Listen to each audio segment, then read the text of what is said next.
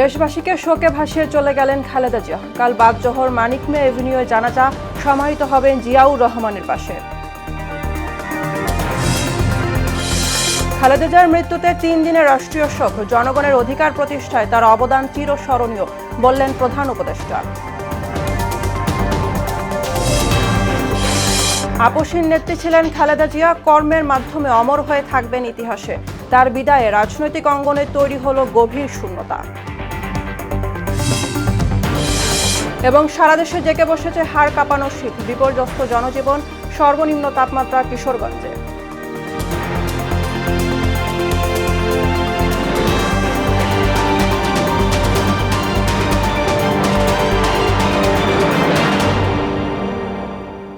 আসসালামু আলাইকুম, সবাইকে মোহনা সংবাদে স্বাগত। শুনছিলেন শিরোনাম, পুরো সংবাদের সঙ্গে আছি আমি বুশরাত জাহানিমা।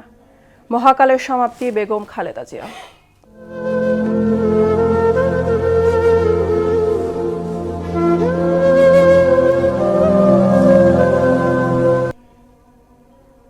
বিএনপি চেয়ারপারসন ও সাবেক প্রধানমন্ত্রী বেগম খালেদা জিয়া ইন্তেকাল করেছেন। ইন্না লিল্লাহি ওয়া ইন্না ইলাইহি রাজিউন। রাজধানী এবারকেয়ার হাসপাতালে চিকিৎসাধীন অবস্থায় আজ সকাল 6টার দিকে তিনি মারা যান। এর আগে ফুসফুসের সংক্রমণ থেকে শ্বাসকষ্ট নিয়ে হাসপাতালে ভর্তি হয়েছিলেন বেগম খালেদা জিয়া। হাসপাতালে ভর্তির পর শারীরিক অবস্থার অবনতি হওয়ায় হাসপাতালের নিবিড় পরিচর্যা কেন্দ্রে নেওয়া হয় তাকে।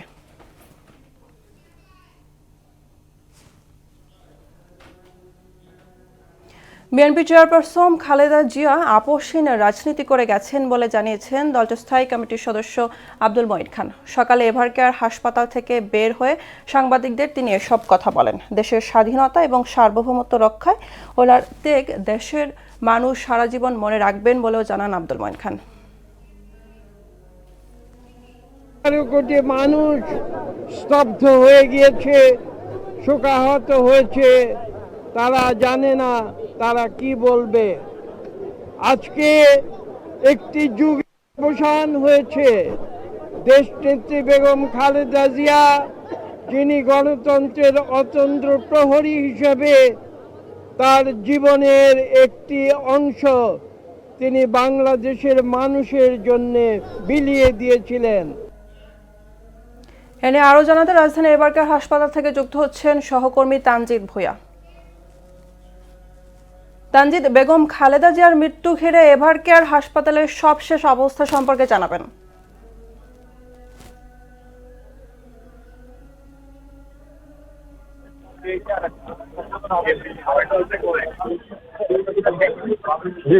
ধন্যবাদ ইমা। আপনি জানেন যে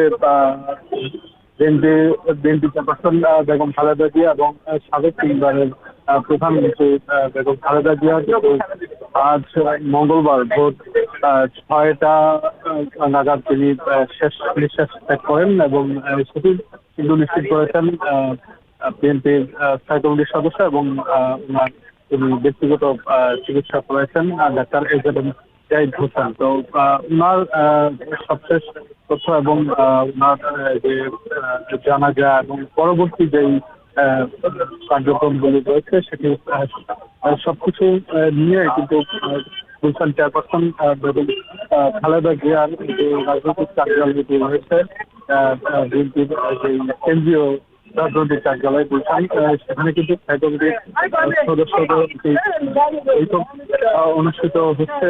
সেখানে নেতৃত্ব দিচ্ছেন বিএনপির ভারপ্রাপ্ত চেয়ারম্যান তারেক রহমান। সেখানে উপস্থিত রয়েছেন স্থায়ী কমিটির সদস্য ডক্টর খন্দকার মোশাররফ হোসেন এবং মির্জা আব্বাস, বাবু গোশেখর রায়, ডক্টর আব্দুল মঈন খান, নজরুল ইসলাম খান, মির্জা ফখরুল ইসলাম আলমগীর মহাসচিব সহ আমির হোসেন মাহমুদ চৌধুরী, সালাউদ্দিন আহমেদ, ইকবাল হাসান মাহমুদ সহ স্থায়ী কমিটির আরেক সদস্য হাফিজুদ্দিন আহমেদ। তো আমি এখন আছি এভারকেয়ার হাসপাতালের ঠিক সামনেই। এখানে গণমাধ্যম কর্মী সহ দলের বিভিন্ন পর্যায়ের এই নেতৃবৃন্দরা কিন্তু এখানে করা হয়েছেন।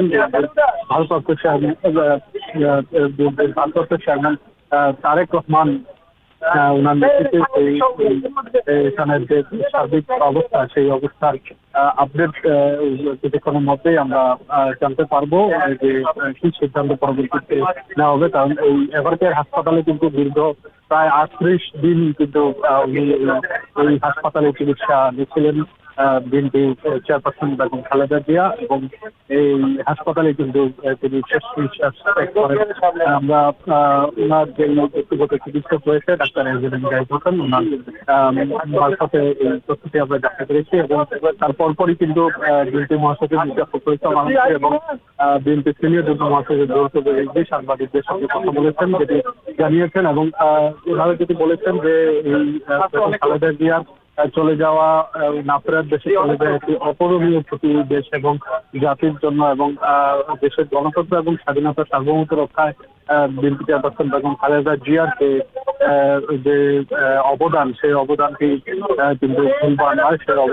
সেই অবদানকে মনে রাখার জন্য, ধরে রাখার জন্যই কিন্তু সব দল মত নির্বিশেষে কিন্তু এখানে কিছুক্ষণ আগে আমরা দেখতে পেয়েছি স্থায়ী কমিটির সদস্য ডক্টর আব্দুল মহিন খান থেকে শুরু করে বিভিন্ন রাজনৈতিক অঙ্গনের নেতৃবৃন্দরা কিন্তু এখানে এসেছিলেন। ইন্ডিয়ান এর যে চেয়ারম্যান বদির হাতিয়ার সহ বিএনপির বিভিন্ন স্তরের কেন্দ্রীয় নেতারা কিন্তু এখানে আসছিলেন, এবং এখানে যারা গণমাধ্যম কর্মীরা ওনারা কিন্তু করছেন, এবং এখানে যে হাজারো জনতা যারা বিএনপি চেয়ারপারসন বেগম খালেদা জিয়া যে না ফেরার দেশে চলে যাওয়া, সেটি কিন্তু কোনোভাবেই মেনে নিতে পারছেন না, এবং ওনারা বলছেন যে গণতন্ত্রের স্বার্থে এই আপোষে যে অপূরণীয় ক্ষতি, এই অপূরণীয় ক্ষতিটি কোনোভাবেই পূরণ হবার নয়, সেটি কিন্তু বারবার। তানজিদ, আপনাকে ধন্যবাদ।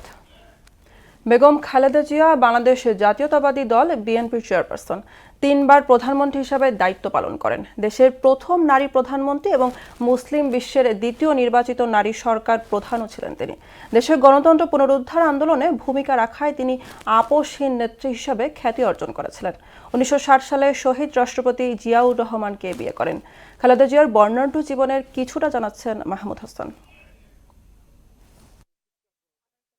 বেগম খালেদা জিয়া 1946 সালের 15 আগস্ট দিনাজপুর জেলার ইস্কান্দার মজুমদার ও তৈয়বা মজুমদারের ঘরে জন্মগ্রহণ করেন। তার বাবা ভারতের জলপাইগুড়ি থেকে বিভক্তির পর তৎকালীন পশ্চিম পাকিস্তানে চলে আসেন। 1991 সাল থেকে 3 বার বাংলাদেশের প্রধানমন্ত্রী হিসেবে দায়িত্ব পালন করেন বেগম খালেদা জিয়া। বাংলাদেশের প্রথম নারী প্রধানমন্ত্রী এবং মুসলিম বিশ্বের দ্বিতীয় নির্বাচিত নারী সরকার প্রধান তিনি। 1981 সালে রাষ্ট্রপতি জিয়ার শাহাদত বরণের পর তিনি 1982 সালের 2 জানুয়ারি সাধারণ সদস্য হিসেবে বিএনপিতে যোগদান করেন। 1983 সালের মার্চ মাসে দলের ভাইস চেয়ারম্যান নির্বাচিত হন এবং 1984 সালের আগস্টে দলের চেয়ারপারসন নির্বাচিত হন। 1982 সালে দেশের সামরিক অভ্যুত্থানের পর খালেদা জিয়া গণতন্ত্র পুনরুদ্ধারে সর্বাত্মক আন্দোলনের সূচনা করেন। তিনি এরশাদের স্বৈরাচার অবসান ঘটাতে 1983 সালে গঠিত 7 দলীয় জোট গঠনের স্থপতি ছিলেন। তিনি 1986 সালের কারচুপি নির্বাচনের বিরোধিতা করেন এবং নির্বাচনে অংশগ্রহণ থেকে বিরত থাকেন। খালেদা জিয়ার দৃঢ় সংকল্পের কারণে তাকে 1983 থেকে 1990 সাল পর্যন্ত 7 বার আটক করা হয়। তিনি বিএনপির ছাত্র সংগঠন জাতীয়তাবাদী ছাত্রদলকে শক্তিশালী একটি সংগঠনে পরিণত করেন।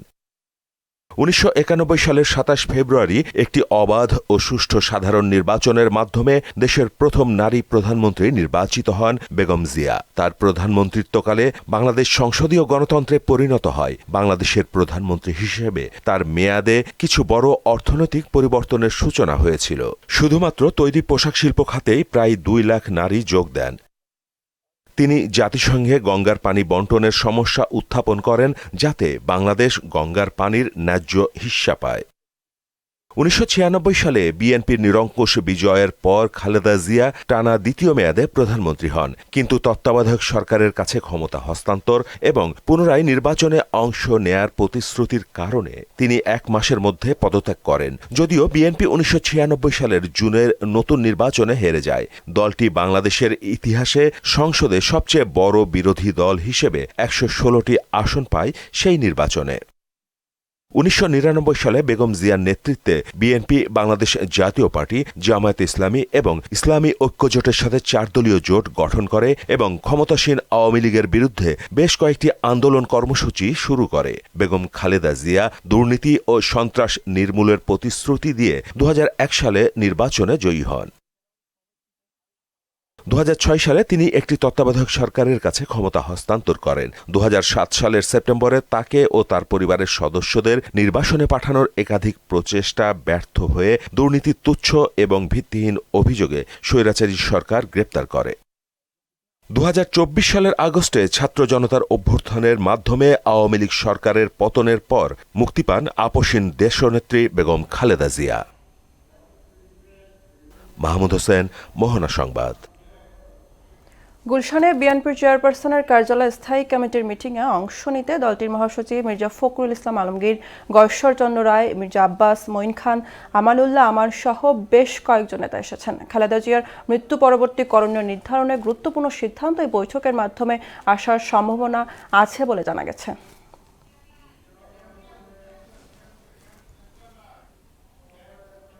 এ নিয়ে আরও জানাতে গুলশান থেকে যুক্ত হচ্ছেন সহকর্মী সুরাই মনি। মুনি, বেগম জিয়ার মৃত্যু পরবর্তী যেসব করণীয় এ নিয়ে বিএনপি স্থায়ী কমিটির বৈঠক হচ্ছে, এ নিয়ে সর্বশেষ আপনার কাছে কি তথ্য আছে বৈঠকের, জানাবেন।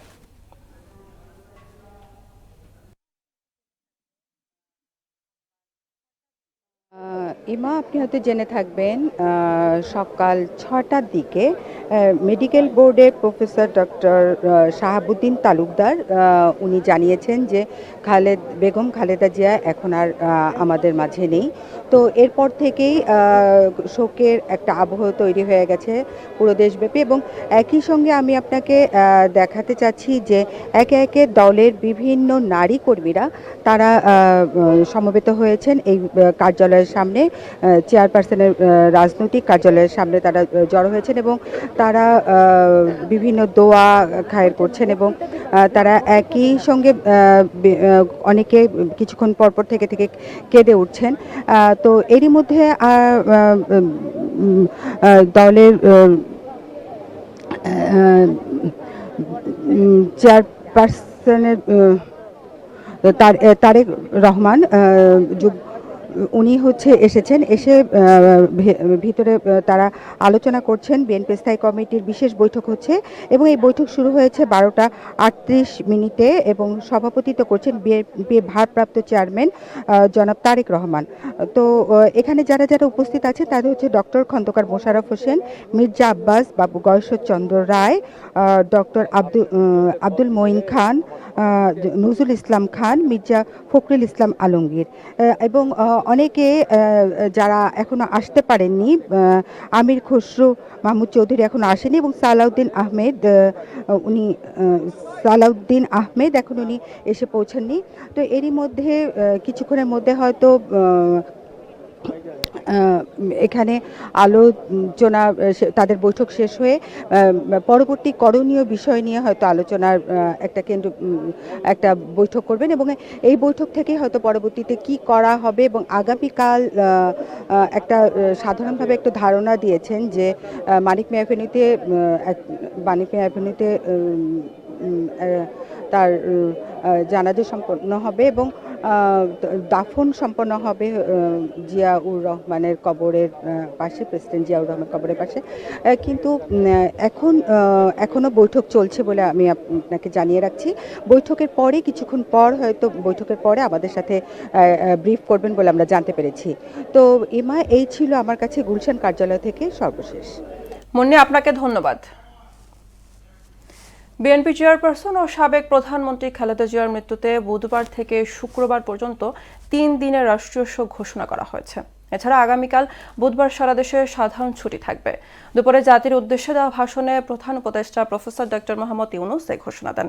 প্রধান উপদেষ্টা বলেন, বেগম খালেদা জিয়া ছিলেন বাংলাদেশের রাজনীতিতে পরম মহিমান্বিত ব্যক্তিত্ব। গণতন্ত্র, বহুদলীয় রাজনৈতিক সংস্কৃতি এবং জনগণের অধিকার প্রতিষ্ঠার সংগ্রামে তার অসামান্য ভূমিকা ইতিহাসে অম্লান হয়ে থাকবে।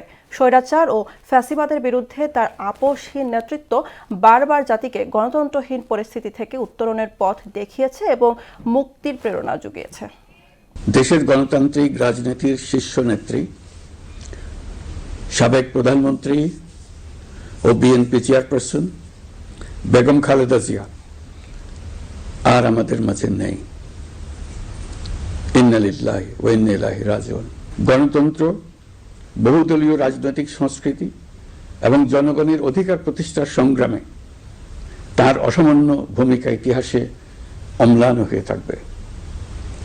স্বৈরাচার ও ফেসিবাদের বিরুদ্ধে তার আপসহীন নেতৃত্ব বারবার জাতিকে গণতন্ত্রহীন পরিস্থিতি থেকে উত্তরণের পথ দেখিয়েছে। সাবেক প্রধানমন্ত্রী বেগম খালেদা জিয়ার মৃত্যুতে আমি 3 দিনের রাষ্ট্রীয় শোক এবং আগামীকাল তার নামাজে জানাজার দিনে একদিনের সাধারণ ছুটি ঘোষণা করছি। উপদেষ্টা পরিষদের বৈঠক শেষ হয়েছে। এ নিয়ে যমুনা থেকে যুক্ত হচ্ছেন সহকর্মী মেজবা রহমান। মেজবা, খালেদা জিয়ার মৃত্যুর পরে উপদেষ্টা পরিষদের বিশেষ সভা থেকে কি কি সিদ্ধান্ত এসেছে এ নিয়ে বিস্তারিত জানাবেন।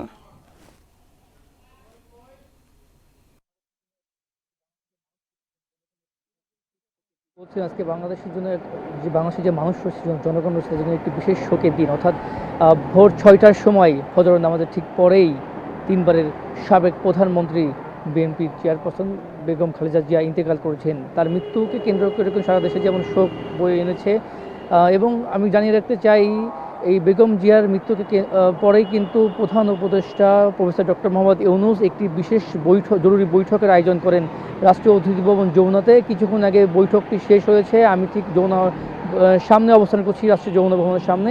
আমি যদি আপনাকে একটু জানতে চাই বৈঠকে যেসব সিদ্ধান্ত এসেছে, অর্থাৎ বেগম জিয়ার মৃত্যুকে কেন্দ্র করে আগামী 3 দিন রাষ্ট্রীয় শোক ঘোষণা করা হয়েছে। অর্থাৎ আগামী 31শে ডিসেম্বর, 1 জানুয়ারি এবং আগামী 2 জানুয়ারি এই 3 দিন রাষ্ট্রীয় শোক ঘোষণা করা হয়েছে, এবং একই সঙ্গে আগামী 31শে ডিসেম্বর বুধবার সরকারি ছুটি ঘোষণা করা হয়েছে।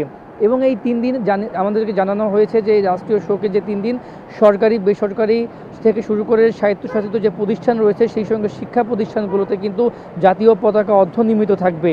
এবং একই সঙ্গে এই যে সবার শুরুতেই কিন্তু বেগম জিয়ার যে ইন্তেকাল করেছে, মৃত্যুবরণ করেছেন, সেই তার সম্মানার্থে 1 মিনিট নীরবতা পালন করা হয় এবং বিশেষ মোনাজাত ব্যবস্থা করা হয়। এই যেটি ধর্ম উপদেষ্টা আফম খালিদ হোসেন সেই মোনাজাতটি পরিচালনা করেন। এবং এরপরেই বেগম জিয়া যে শোকবাহ পাঠ করা হয়, যেটি করেন পরিবেশ, বন ও জলবায়ু উপদেষ্টা রিজওয়ানা হাসান। এবং জানিয়ে রাখতে চাই বাংলাদেশের বাইরে যে বিদেশি মিশনগুলো রয়েছে, সেই মিশনগুলোতে কিন্তু বেগম জিয়া যে মৃত্যুবরণ করেছে একটি শোক বই থাকবে। এবং একই সঙ্গে আমি একটু জানিয়ে রাখতে চাই, এই জরুরি বৈঠক শেষে কিন্তু আইন উপদেষ্টা আসিফ নজরুল গণমাধ্যমের মুখোমুখি হয়েছে, ব্রিফিং করছে। তিনি জানিয়েছেন গত 15 বছরে যে ফ্যাসিবাদী আওয়ামী লীগ যে একটি প্রহসনমূলক রায় দিয়েছিল, এবং এই রায় কিন্তু বেগম জিয়া জেলখানায় ছিলেন। অর্থাৎ বেগম জিয়ার উপর যে অত্যাচার হয়েছে সেই বিষয়টি তিনি প্রেক্ষাপট তুলে ধরছেন। এবং তিনি ব্যক্তিগতভাবে মনে করেন আজকে যে খালেদা জিয়া মারা গিয়েছেন, এর পিছনে তৎকালীন প্রধানমন্ত্রী শেখ হাসিনা থেকে শুরু করে আওয়ামী লীগের একটি সংশ্লিষ্ট রয়েছে। এই ছিল আমার কাজ। এবং আরেকটি বিষয় আপনাকে জানিয়ে রাখতে চাই, একই সঙ্গে আগামীকাল বাদ জোহর কিন্তু মানিক মে এভিনিউ অর্থাৎ শহীদ রাষ্ট্রপতি জিয়াউর রহমানের কবরের পাশে কিন্তু বেগম জিয়াকে সমাহিত করা হবে। এই ছিল আমার কাছে রাষ্ট্রীয় যমুনা ভবন থেকে সবশেষ তথ্য। মেজবা, আপনাকে ধন্যবাদ।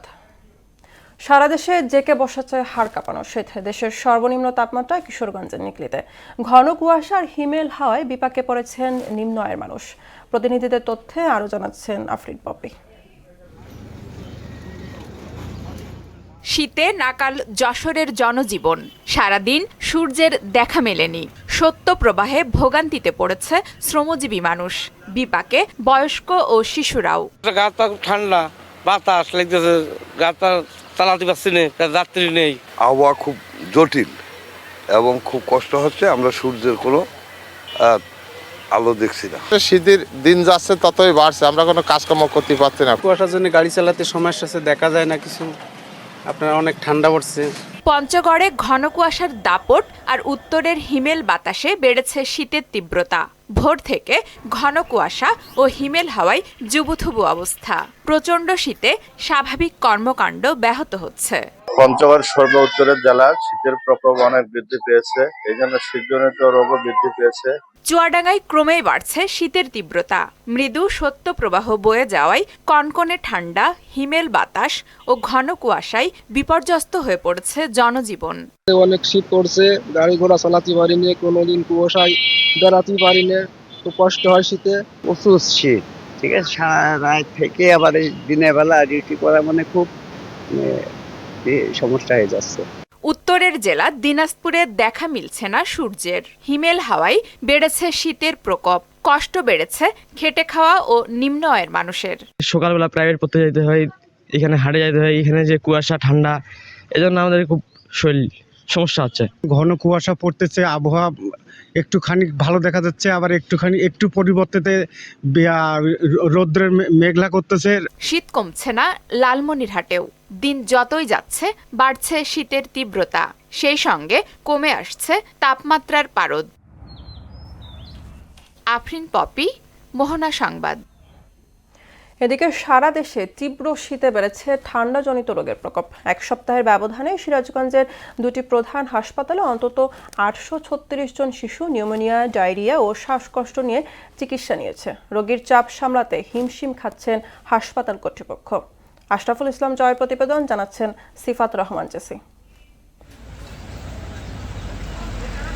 সিরাজগঞ্জে হাড় কাঁপানো শীতে নাজেহাল জনজীবন। আবহাওয়া পরিবর্তনের ফলে শীতকালীন জ্বর, ঠান্ডা, শ্বাসকষ্টে আক্রান্ত হচ্ছেন সব বয়সের মানুষ। বিশেষ করে শিশু ও বৃদ্ধরা বেশি ঝুঁকিতে রয়েছে।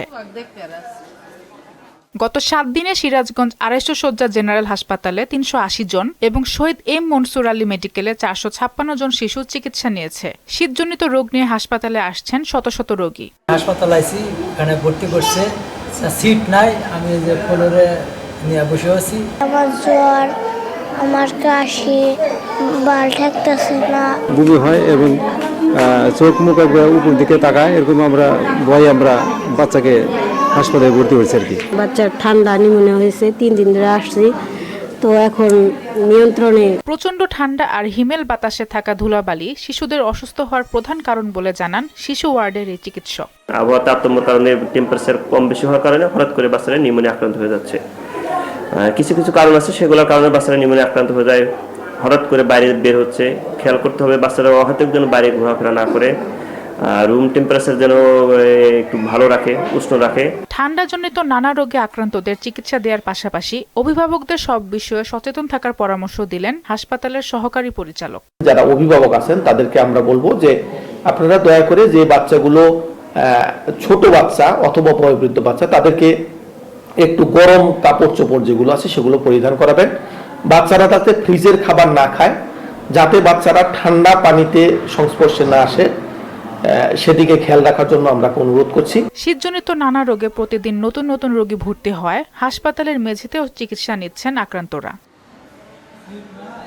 সিফাত রহমান জেসি, মোহনা সংবাদ। 1 জানুয়ারি শুরু হচ্ছে 30তম ঢাকা আন্তর্জাতিক বাণিজ্য মেলা। পূর্বাচলে বাংলাদেশ চায়না ফ্রেন্ডশিপ এক্সিবিশন সেন্টারে 5মবারের মতো বসবে মেলা। প্রধান উপদেষ্টা প্রফেসর মোহাম্মদ ইউনুস বাণিজ্য মেলার উদ্বোধন করবেন। এক সংবাদ সম্মেলনে এসব কথা জানান বাণিজ্য সচিব মাহবুবুর রহমান। সত্তার আলী সোহেলের প্রতিবেদন, জানাচ্ছেন তাহসিন তারিন। আন্তর্জাতিক বাণিজ্য মেলা শুরু হতে আর মাত্র 1 দিন বাকি। মাসব্যাপী চলা মেলার আনুষ্ঠানিক নাম রাখা হয়েছে 30তম ঢাকা আন্তর্জাতিক বাণিজ্য মেলা 2026। শেষ মুহূর্তের প্রস্তুতিতে পুরোদমে চলছে কর্মব্যস্ততা। মেলা শুরুর আগে সব কাজ শেষ করতে হবে। 24 ঘন্টাই পালাক্রমে কাজ চলছে। শেষ মুহূর্তের এই ব্যস্ততা ঘিরে পুরো মেলা প্রাঙ্গণ এখন যেন এক কর্মচাঞ্চল নগরীতে পরিণত হয়েছে। যথাসময়ে কাজ শেষ হবে বলে আশা তাদের। কাজের চাপটা একটু বেশি, সময়টা অনেকটা শর্ট। যে প্যাভিলিয়নের কাজগুলো এখনো সমাপ্ত করতে পারিনি, ইনশাআল্লাহ মনে হয় যে আমরা সমাপ্ত করতে পারব। দর্শনার্থীদের সুবিধার্থে গতবারের মতো এবারও টিকিটিং ব্যবস্থা চালু থাকবে এবং আগ্রহীরা ঘরে বসেই অনলাইনে টিকিট সংগ্রহ করতে পারবেন। এই টিকিটিং প্ল্যাটফর্ম যেটা বাণিজ্য মেলাতে গত বছর আমরা দেখিয়েছি, এই বছর আমরা একটা টিকিটিং প্ল্যাটফর্ম আমরা রেখেছি। তো আমরা দর্শকদেরকে অনুরোধ করবো যে আপনারা নির্ঝঞ্ঝাটভাবে প্রবেশ করার জন্য আপনার বাসা থেকে টিকিটিংটা করে আসুন। নিরাপত্তা নিশ্চিতে র্যাব, পুলিশ সহ অন্যান্য আইনশৃঙ্খলা রক্ষাকারী বাহিনীর সদস্যরা সার্বক্ষণিক দায়িত্ব পালন করবে বলে জানান পুলিশ সুপার। জেলা পুলিশের পক্ষ থেকে আমরা বিভিন্ন ডিআইজি অফিসে আমাদের ডিআইজি স্যারের মাধ্যমে অতিরিক্ত ফোর্স চেয়েছি। আমাদের প্রায় 900 ফোর্স প্রায় মাসব্যাপী আপনার 2 পালায় ডিউটি করবে আমাদের এই পুরো বাণিজ্য মেলা এরিয়াটাকে কর্ডন করে। পরিবেশ বান্ধব ও নিরাপদ মেলা আয়োজনে সরকারের সর্বোচ্চ গুরুত্বের কথা জানান বাণিজ্য সচিব। রপ্তানিকে আমরা উৎসাহিত করার জন্য প্রচেষ্টা নিয়ে থাকি, কিন্তু তারপরেও আমাদের যে ট্রেডিং সেক্টরের অংশগ্রহণকারীরাও আমাদের এখানে অংশগ্রহণ করেন এবং এটা যেহেতু মাসব্যাপী একটা আনুষ্ঠানিকতায় রূপ নিয়েছে, কেনাকাটারও একটা উৎসবের মতন হয় এখানে, আপনারা জানেন। এই বছর মেলায় মোট 324টি স্টল ও প্যাভিলিয়ন থাকছে, এর মধ্যে 11টি বিদেশি স্টল।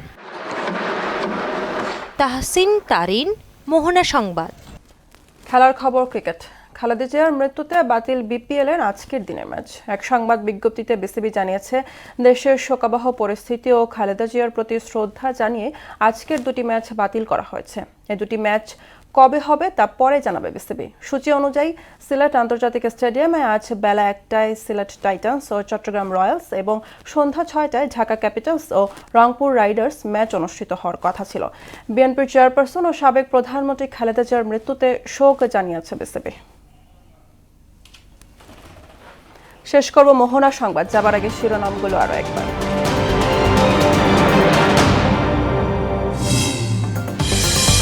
দেশবাসীকে শোকে ভাসিয়ে চলে গেলেন খালেদা জিয়া। কাল বাদ জোহর মানিক মিয়া এভিনিউয়ে জানাজা সমাহিত হবেন জিয়াউর রহমানের পাশে। খালেদা জিয়ার মৃত্যুতে 3 দিনের রাষ্ট্রীয় শোক। জনগণের অধিকার প্রতিষ্ঠায় তার অবদান চিরস্মরণীয় বললেন প্রধান উপদেষ্টা। আপসহীন নেত্রী ছিলেন খালেদা জিয়া, কর্মের মাধ্যমে অমর হয়ে থাকবেন ইতিহাসে। তার বিদায়ে রাজনৈতিক অঙ্গনে তৈরি হলো গভীর শূন্যতা। এবং সারা দেশে জেগে বসেছে হাড় কাঁপানো শীত, বিপর্যস্ত জনজীবন। সর্বনিম্ন তাপমাত্রা কিশোরগঞ্জে।